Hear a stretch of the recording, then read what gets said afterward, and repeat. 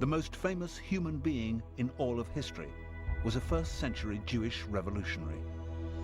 His name was Jesus. Christians believe Jesus was crucified, died, and on the third day rose from the dead and ascended into heaven. But for 2,000 years, there have been those who've challenged the truth of this biblical story. And some have died for expressing those doubts. From Jerusalem to the villages of southern France, from the wildness of distant Kashmir to the exotic Philippines, we shall try to solve this 2,000-year-old mystery. We'll take a journey that asks, did Jesus really die on the cross?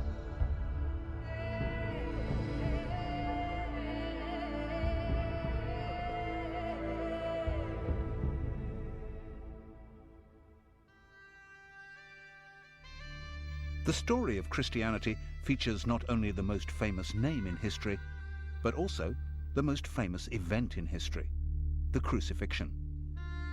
For some, or even many true believers, the fact that Jesus was crucified, died, rose again, and ascended into heaven can be literal truth.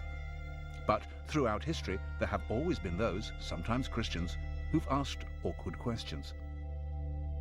Would a man die after only 6 hours on the cross? Was he drugged? What really happened in the sepulchre? And if Jesus didn't ascend into heaven, then where did he go? For many Christians, these questions risk undermining the whole basis of Christianity and are extremely controversial. The most crucial part of the story, which all Christians are expected to believe, is the idea that Jesus rose from the dead. The resurrection. The resurrection is actually the primary story at the heart of Christianity, without which you wouldn't have a movement. You could have Christianity without the virgin birth. However, none of them tells it without a resurrection story. Despite the best efforts of the Church, the resurrection of Jesus and his later ascension into heaven have, for 2,000 years, been fertile ground for heresy. Some people suggest that Jesus was rescued from the crucifixion and escaped to live a secret life in southern France. Some have been convinced that Jesus survived and traveled to the mountain kingdoms of Kashmir, where he lived to the age of 80. With the help of leading historians and theologians, we will examine these most controversial theories.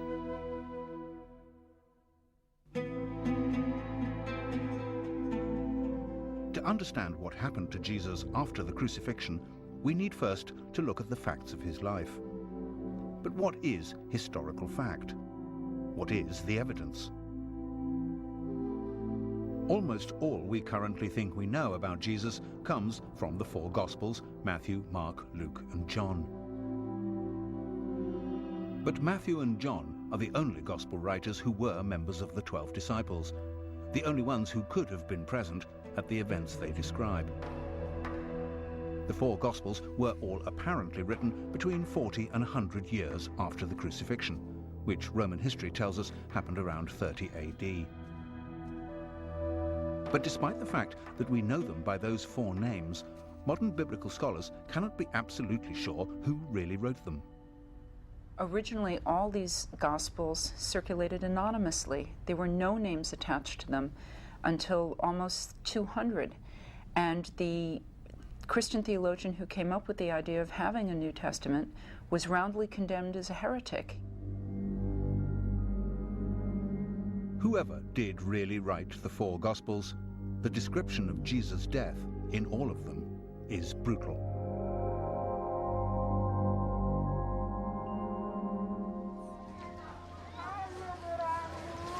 Every year at Easter, Christians in the Philippines reenact the crucifixion of Jesus. They actually volunteer to be crucified. They do it because they believe it will help them to purge their sins.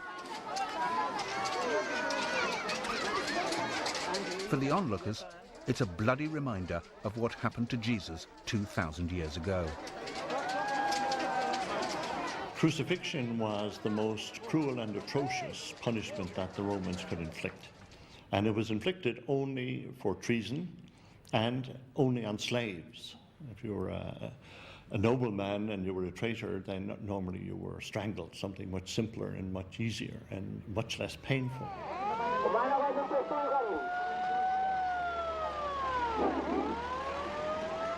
After condemnation, the cross beam, was strapped to the shoulders of the criminal, and he paraded through the streets with his arms stretched out.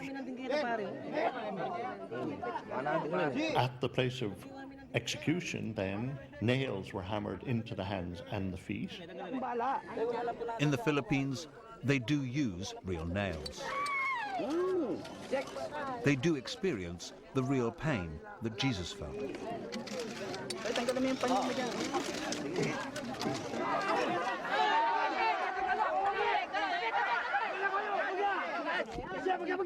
But a man nailed to a cross does not die from his wounds.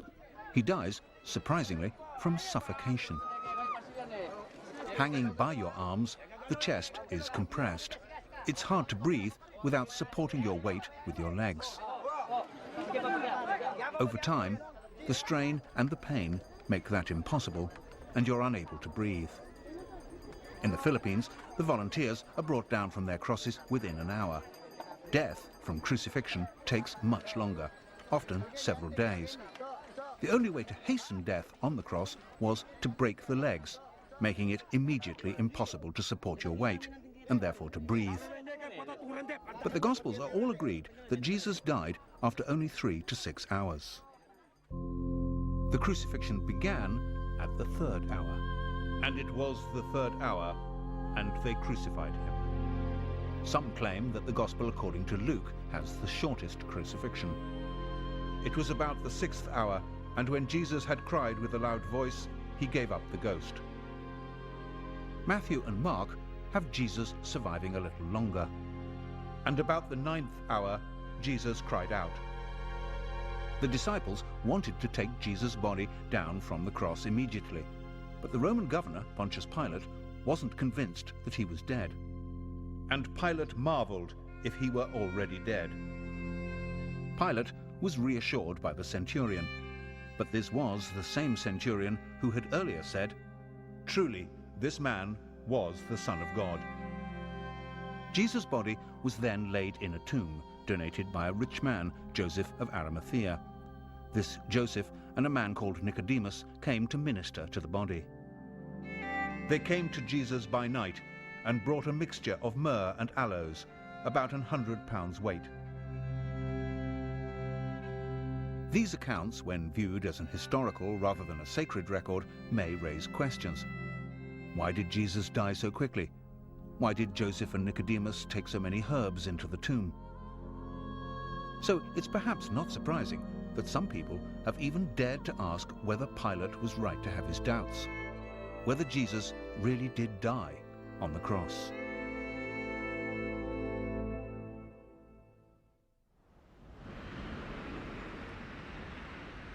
That Jesus might not have died on the cross is an explosive idea, particularly for Christians. In our journey to understand the truth about Jesus' life and death, we need to look further at the biblical accounts of the resurrection. It was here in Jerusalem that Jesus was crucified, and according to the scriptures, rose again from the dead. But in Jerusalem, one is forced to remember that we do not live on a Christian planet. Hundreds of millions of Jews and Muslims may accept that Jesus lived and died in first century Palestine, but only Christians believe he rose from the dead. This is the Church of the Holy Sepulchre in Jerusalem, built upon what was supposed to be the tomb in which Jesus was laid after the crucifixion.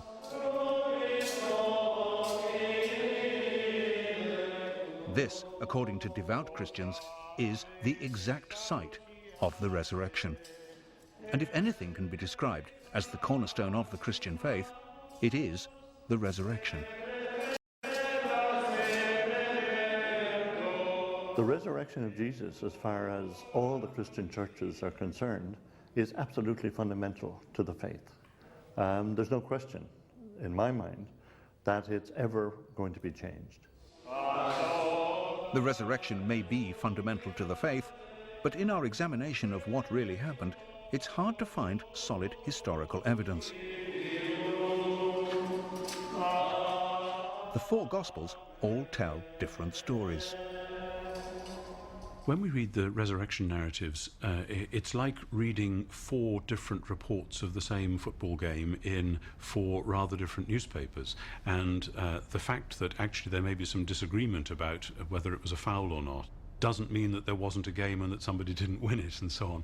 If one of them says there were two angels and another one says there was one angel, if one of them says Mary Magdalene was there all by herself and somebody else says Mary Magdalene was there with one or two other women, then these are the sorts of variations that you expect to get, like the different newspaper reports of the football match.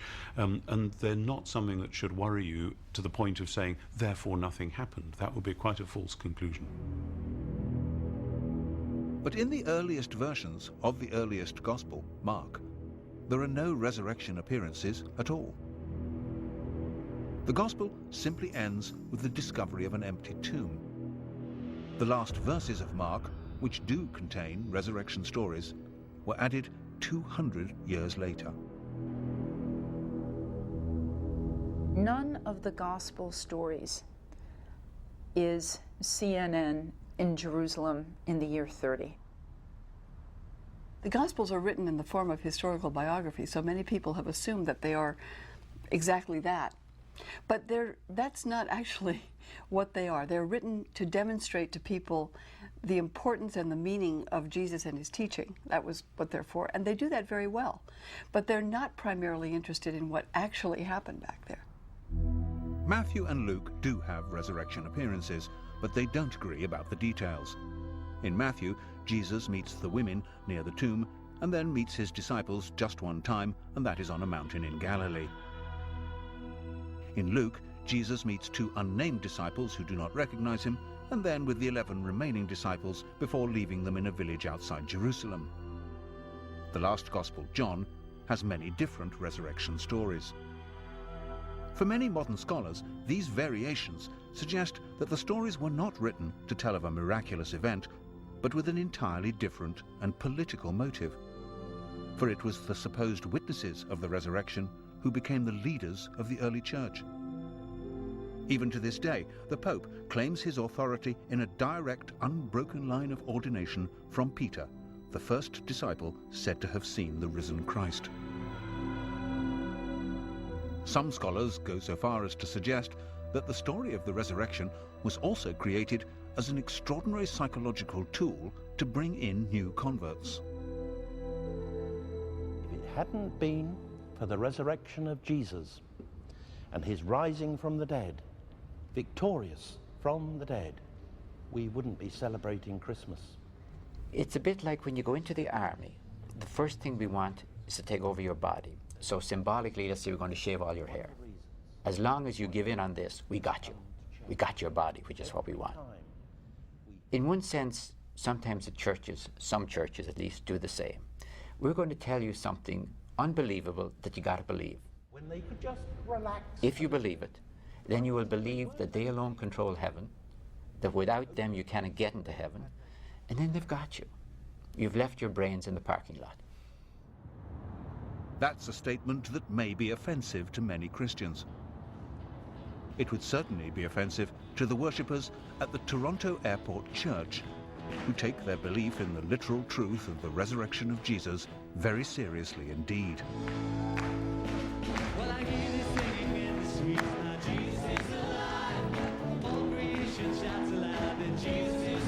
For these Christians, the risen Christ is an active part of the church, and they believe that in 1994, Jesus blessed their church with a miraculous healing mission.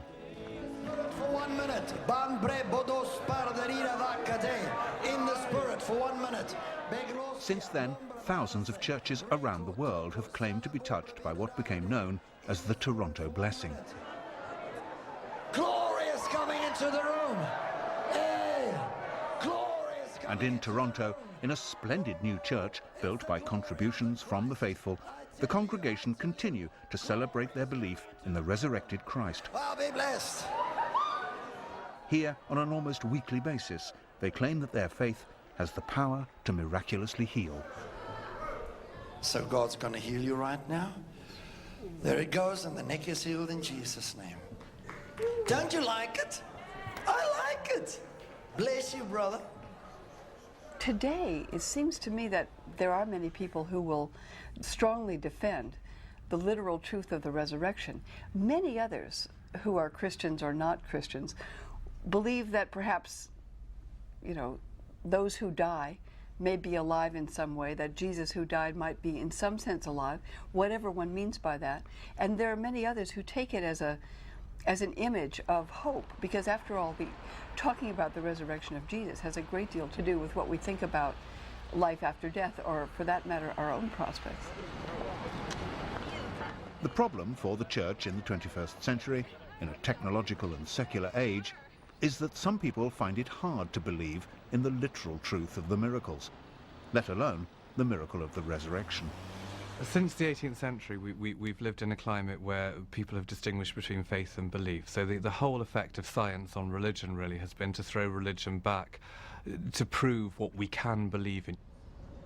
But week in and week out, congregations gather in Christian churches and recite together an ancient creed, from the Latin word credo, meaning I believe. We believe in one God, the Father, the Almighty. We believe in one God, the Father, the Almighty. For our sake, he was crucified under Pontius Pilate. At the climax of the creed, all Christians affirm their belief in the resurrection. On the third day, he rose again, in accordance with the Scriptures. He ascended into heaven and is seated at the right hand of the Father. He will come again in glory to judge the living and the dead. But whatever is said in church, many Christian theologians no longer consider the resurrection to be an historical fact. And this has not just been a problem of the 21st century. 1,000 years ago, a group of devout Christians in southern France also held unorthodox, heretical views. In the 11th and 12th centuries, the Cathars, a deeply religious group, believed that all material things were the work of the devil. They saw Jesus as an angel, who certainly could not have been physically crucified, and certainly would not have been resurrected as a physical body. It was actually in response to the Cathar heresy that the Church created the Inquisition. In 1244, the last 200 of the Cathars were rounded up and burned at the stake as heretics. The Church has always reacted strongly against anyone who doubted the truth of the resurrection, because that doubt insinuates that the very literal and physical gospel descriptions of the death and resurrection of Jesus are fabrications. But there is one story, also set in France at about the same time as the Cathars, which suggests that another Christian group made a discovery which really might reveal that the resurrection story was not true. In the 13th century, this whole area was a stronghold of the Knights Templar, a strict religious and military order of warrior monks. Local historian Thierry Lecomte has spent the last 12 years uncovering the history of the Knights Templar in this region. The Templars came to this region. There are traces of them all over the countryside. Down there at the bottom, near Château de Blanchefont, there are ruins of an old Templar command post.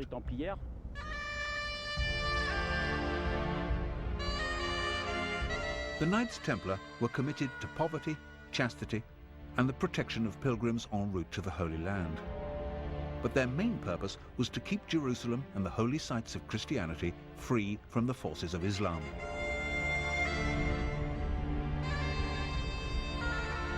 During the years they were in the Holy Land, the Templars built their own castles. But they buried their dead in graveyards they excavated near to the original Temple of Solomon. And certainly, during this time, they were thought to have discovered great treasures.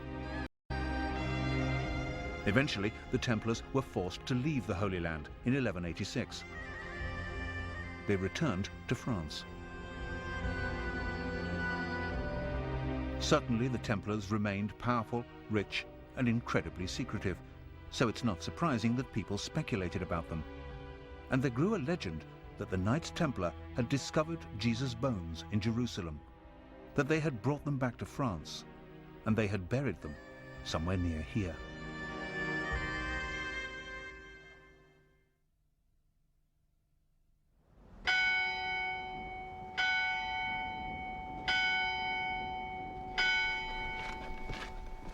The legend that 1,000 years ago the Templars might have found an ossuary box containing Jesus' bones has led modern scholars to a small church in the village of Rennes-le-Château. Writer Richard Andrews is convinced that there are clues here that might reveal what exactly the Templars did find during their excavations in Jerusalem.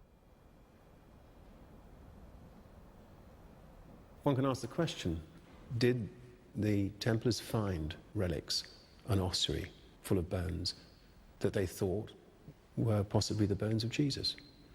Now, if they had found these, it would have been a shock to the system, because the Templars were good Christians. This would challenge the whole doctrine of resurrection, because here are mortal remains.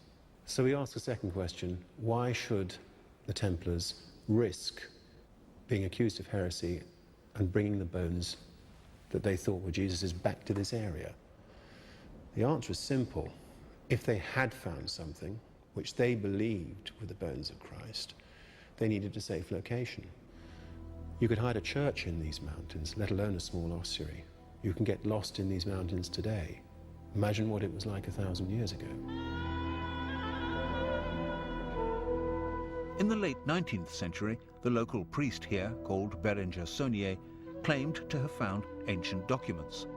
And whatever they were, he certainly became very rich afterwards. Richard Andrews has found clues among these parchments, using elaborate geometry and transferring symbols from ancient paintings onto equally ancient maps, all in the hope of finding a Templar treasure trove. The clues that we found point to a map in the form of a hexagram, which is also known as the Seal of Solomon, but it is the Star of David. This map points to a specific site. Now we know that the priest, Berenger Saunier, became fabulously wealthy, but we are sure that he didn't actually find what he was looking for. We can deduce, perhaps, that Saunier received money from patrons to look for a location in the area that might reveal perhaps the bones of Christ. Whatever it is, we do know one thing for sure. The secret that Saunier was giving clues to was heretical. Saunier died in 1917 and took his secret with him to the grave. That hasn't stopped enthusiasts like Thierry Lecan from continuing to search on the basis of Richard's work and trying to solve the mystery.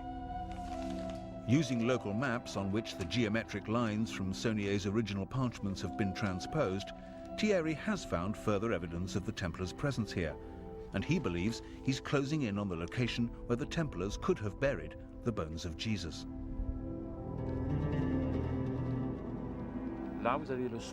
There you have the summit of Mount Cardu, and there are two cedars there, about 10 meters distance between them. They form an alignment, traversing the valley of Rennes-le-Rhin, arriving at the Plateau des Bruyères, where there's a rock with a cross. I lined up the compass. I took a long time and I made a lot of mistakes, but I was convinced I'd find something, a cedar or another cross. And then I found a cross.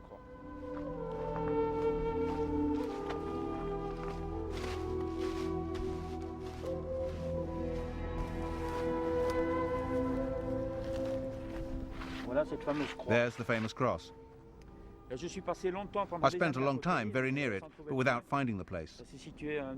It was a little set back from the plateau. It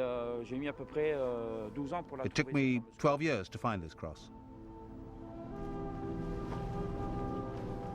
Even if the Knights Templar did bring Jesus' bones in an ossuary box back here from the Holy Land, it seems unlikely that Thierry Lecan or Richard Andrews would ever find them in these mountains.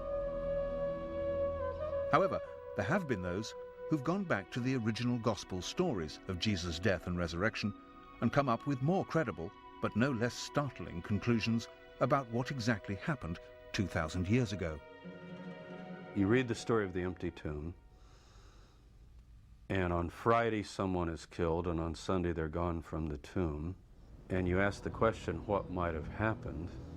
Either God raised him from the dead, which is the traditional Christian affirmation, or the body was carried away by someone, body stolen. But there is another possibility.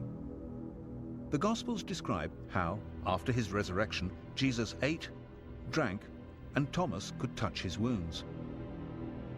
It's therefore perhaps not surprising that some people who've looked for natural explanations of miracles have suggested that Jesus was alive because he didn't die on the cross. There are many versions of that story. One came up in a book years ago called The Passover Plot, which suggested that he had been sedated on the cross, that he was removed quite early, and therefore could well have survived. That's certainly a possibility. The disciples did manage to give Jesus some kind of substance on a sponge. They filled a sponge with vinegar and put it upon hyssop and put it to his mouth. And Jesus immediately died after taking this substance. When Jesus had received the vinegar, he said, "It is finished." But oddly enough, it isn't necessary to suggest that Jesus was sedated or drugged by whatever was on the sponge in order to believe that he could have survived.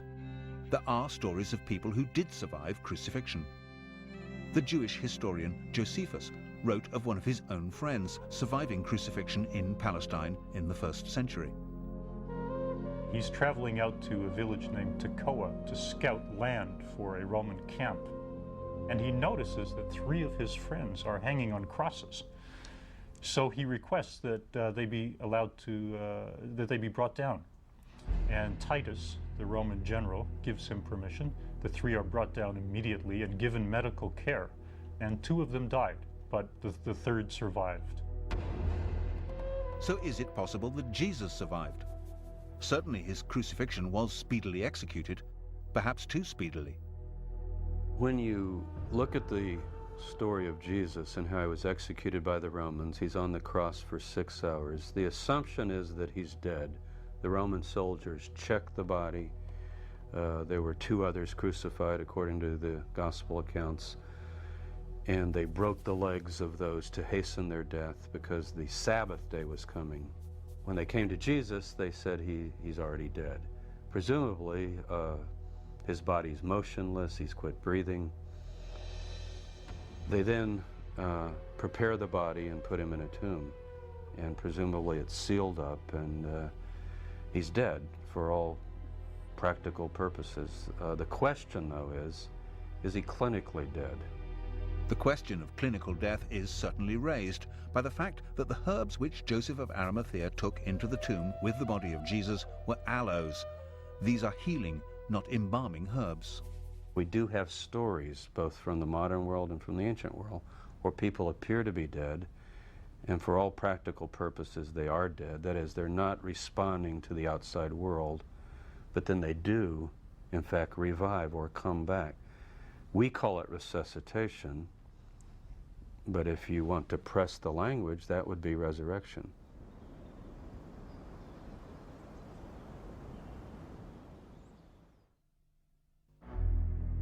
The idea that Jesus might have survived the crucifixion rather than risen from the dead seems provocative.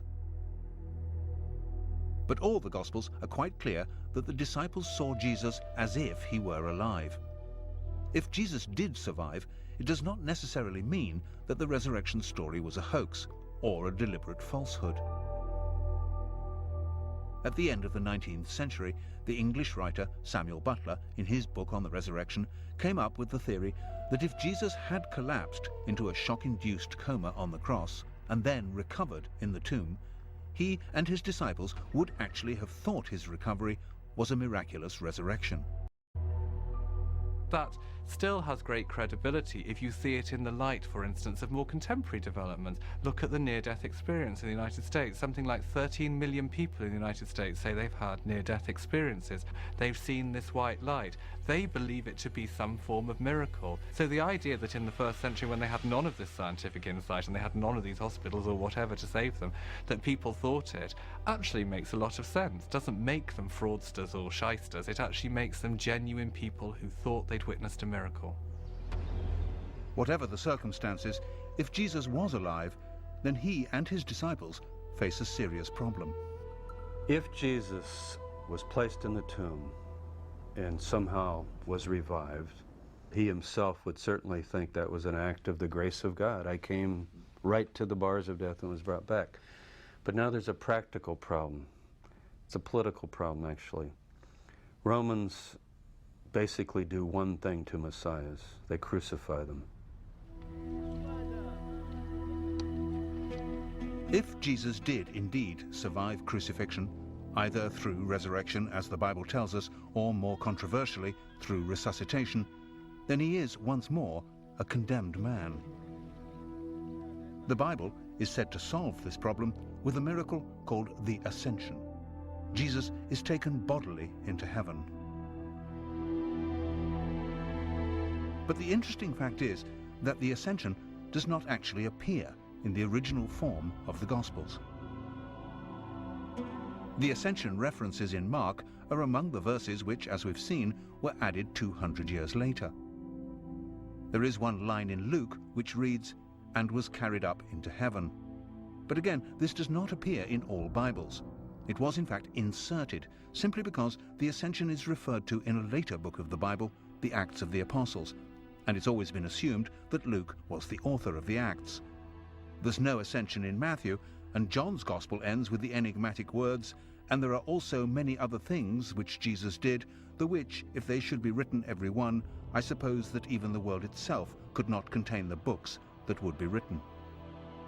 So what was it that Jesus did? One of the stories that emerges from this question depends upon the idea that Jesus' relationship with Mary Magdalene was a very special one. If you read John's Gospel, the first person who saw the risen Christ, i.e. the first Christian, was Mary Magdalene. So I think when the church tries to sideline the idea that Jesus had relationships with women, that he had close relationships with women, it's laughable, really. I mean, it's part of this problem that they always say that that the thing that non-believers find hardest about Jesus was his divinity, and the thing that Christians always find hardest about Jesus was his humanity. I mean, he was a man. I'm perfectly happy with the concept that Jesus had a relationship with Mary Magdalene, that it was long and important and, you know, was one of the dominant things in his life. He was human. The idea, of course, that Jesus may have had a very special relationship with Mary may be offensive to many Christians, but some historians have gone even further. They've suggested that Jesus and Mary might have married, that they might even have had children. So if we're trying to find out where, in his flight from the Romans, Jesus could have gone, perhaps we should start by finding out where Mary went.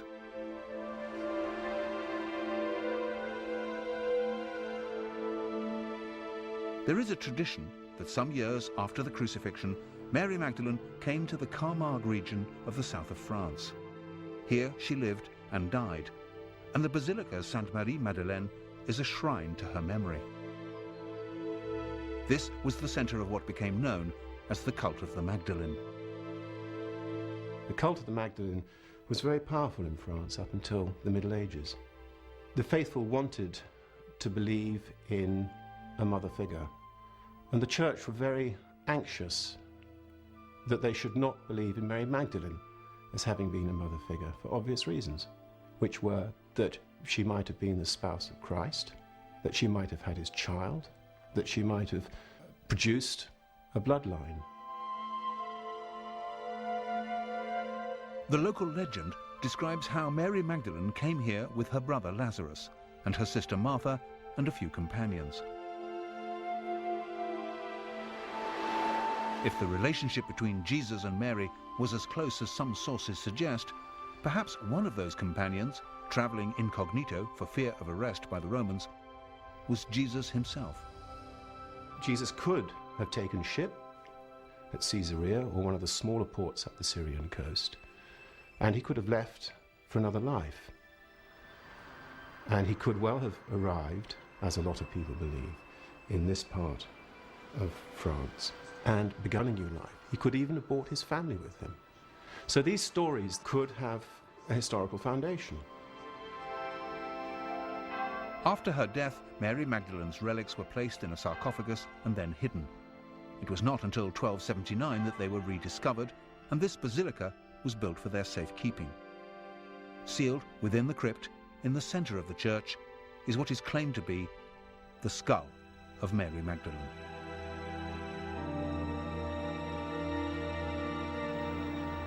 The idea that Jesus went to the south of France may seem far-fetched. After all, if any of the stories were true, it's hard to believe that the original writers of the Gospels could have completely eradicated all of the evidence.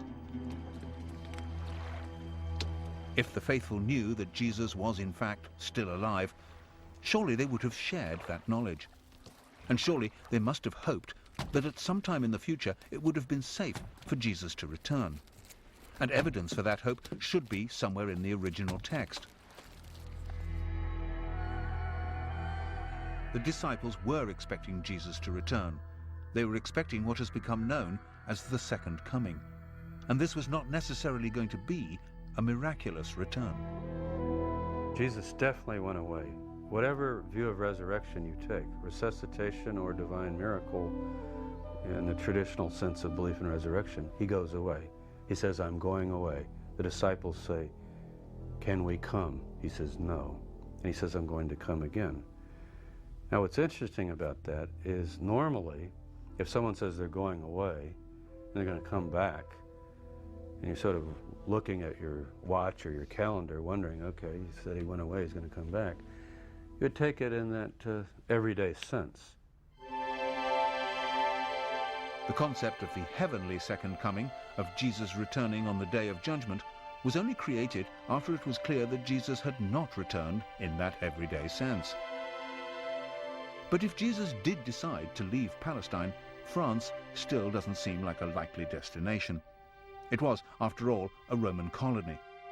Some claim that if Jesus did survive the crucifixion, his first priority would be to escape from the clutches of the Romans. Jesus, I think, would have to leave the territory. And we have to ask the question, where would he go? And you just look at a map. Palestine is on the far eastern border of the Roman Empire.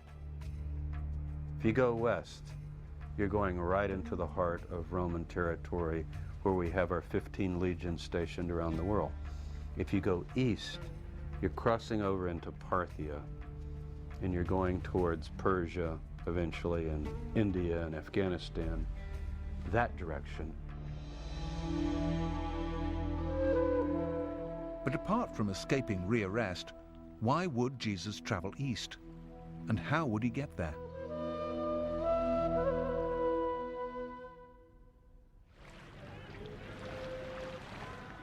If Jesus did want to travel east, away from the Roman Empire, the journey from Israel was surprisingly easy by land or by sea, on the Silk Route or the Spice Route. It's an accepted fact, for instance, that the disciple Thomas traveled to India and founded a Christian church there. The great tradition of the Indian church is that it was founded by Thomas the Apostle. To travel to India would be no problem. He just had to go down to Gaza and link up with one of the spice trains returning, and then from Yemen get a boat to India. It would have been a very simple, easy procedure that was done regularly. And there's another reason why Jesus might have been tempted to go east. But to understand that, we have to go back to the year of his birth. We all recognize the story in Matthew's Gospel of the 3 wise men from the east who followed a star and presented themselves and their gifts to the baby Jesus. What we perhaps don't recognize immediately is the similarity between this story and the traditions of a religion that is 500 years older than Christianity: Buddhism.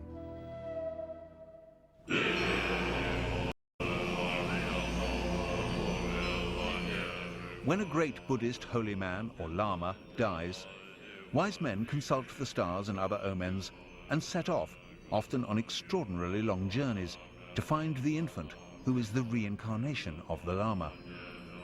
When the child is old enough, he's taken away from his parents and educated in the Buddhist faith. Could this be the origin of the story of the three wise men?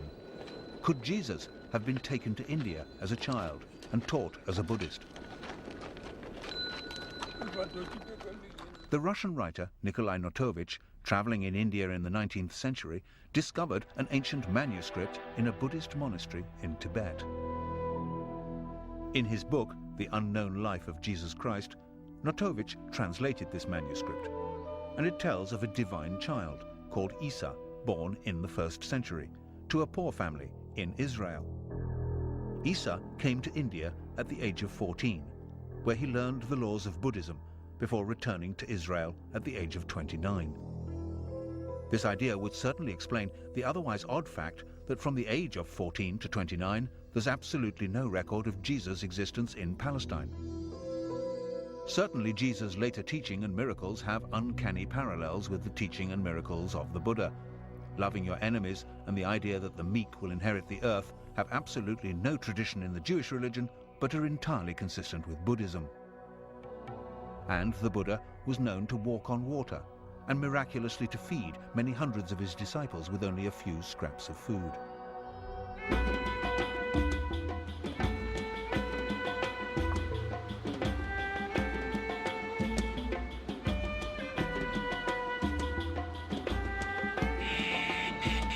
But if Jesus traveled or returned to the East, surely there would be legends like those in the south of France to support the idea. And of course there are such traditions.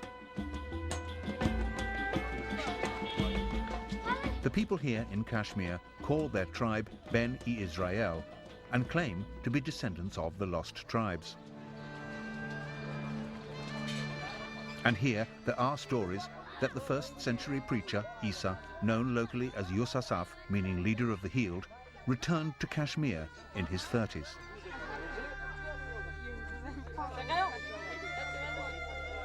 Yusasaf's ministry here can easily be seen as a continuation of the Jesus ministry.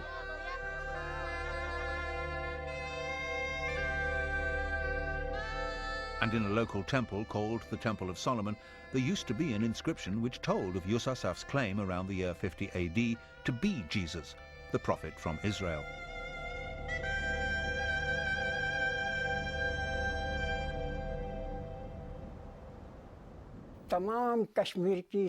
Kashmiri history books tell us that Yusasaf came from abroad. He was a prophet and a messenger. He came from Israel. He came to spread his teachings. He lived and died here.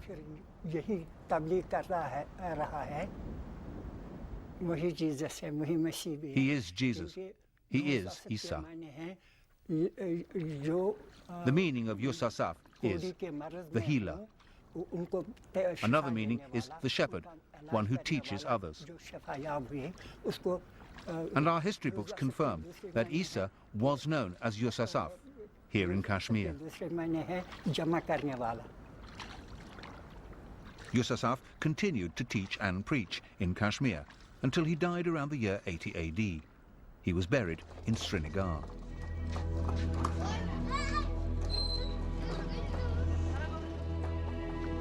And this, they say, is Yusasaf's tomb. The first building erected around this site was built in 112 AD.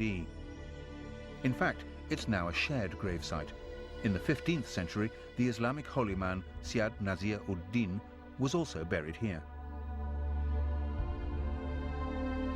Although both gravestones under the cloth point north-south in the Islamic tradition, the body of Yusasaf is buried beneath in a grave dug east-west in the Jewish tradition.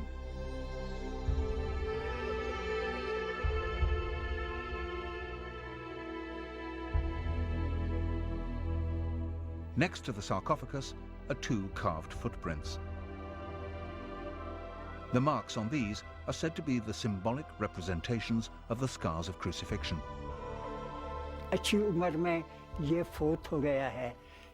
The footprints were carved as a sign. The scars are clearly visible, received when he was nailed to the cross. They show that this is the same person who came from Israel and that he lived and died here. You won't find any footprints like these anywhere else in Kashmir. We don't have that tradition. The position of the scars, just behind the toes, do not match each other, but they would align if a single nail was driven through both feet, with the left foot placed over the right.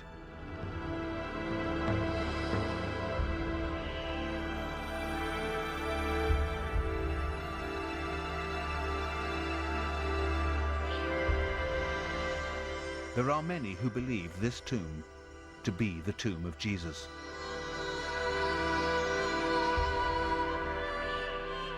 If this is the tomb of Jesus, then he spent most of his life in the mountain kingdom of Kashmir.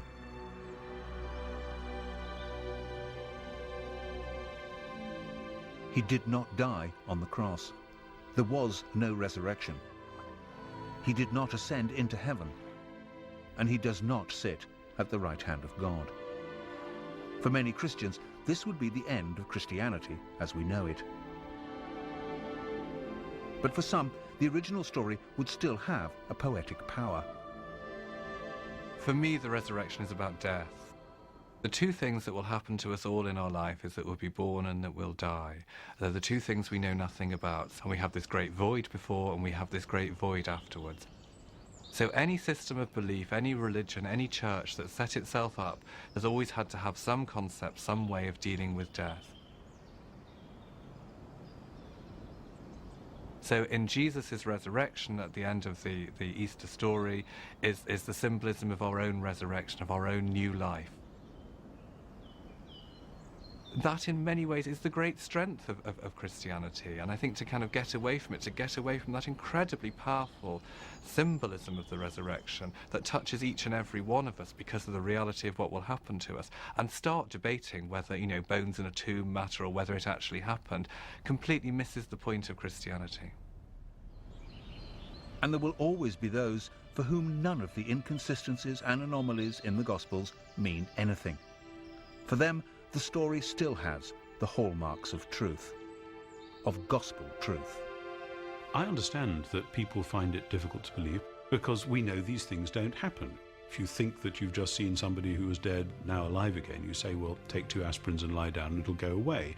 And the thing was, it didn't go away. And what we have in the Gospels is not stories of people saying, well, of course, here he is, he's alive again. We have stories of people saying, what do you mean? Don't be silly, that can't happen. They knew as well as we do. And yet, right in the heart of it all, they come back and say, it really has happened, it's completely blown us away, it's changed our worldview, and it's gone on changing people's worldviews ever since.